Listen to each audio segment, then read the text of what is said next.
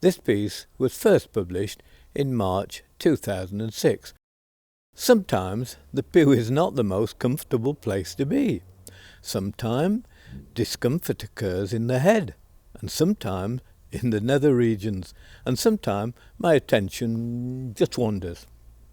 When, however, the reader of the day announced that the first reading would be from Paul's first letter to the Philippines, I was immediately out of my reverie and instantly alert.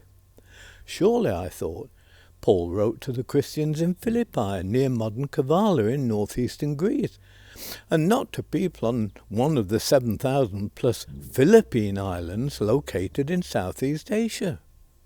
However, these things happen, and speakers do say the wrong things when they transpose words and alliterative sounds. This is not a modern thing, and during Victorian times the Reverend W.A. Spooner of Oxford gave his name to the phenomenon of transposing initial sounds of spoken words. A favourite of his congregation was to hear him speak on the theme of Jesus, our shoving leopard. And in my youth, undergraduates still spoke of Marston Ferry Road as the fast and merry road. Quite often, as I sit in church, the preacher is competing with my own thoughts, but that every now and then the preacher grabs my attention. This happened a few weeks ago as the congregation knelt in prayer. In suitable tones, the Lord was exhorted to make us ashamed for the poverty and famine in Africa. As the words echoed around my head, I realized I was being asked to feel guilty about the situation in Africa. Furthermore, God was being invited to reinforce that guilt.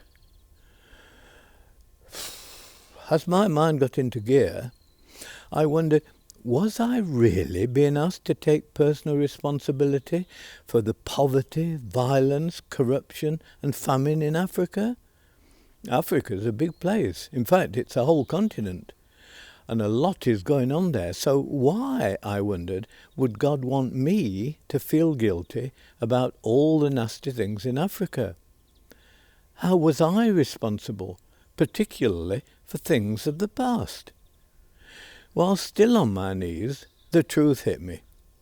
God does not want me to feel guilty about Africa at all. I am not personally responsible for Africa's past, its ills, or its present ills. It's not guilt God wants me to feel, it's gratitude. Gratitude for the love of family and friends. Gratitude for the beautiful countryside and the community in which I live.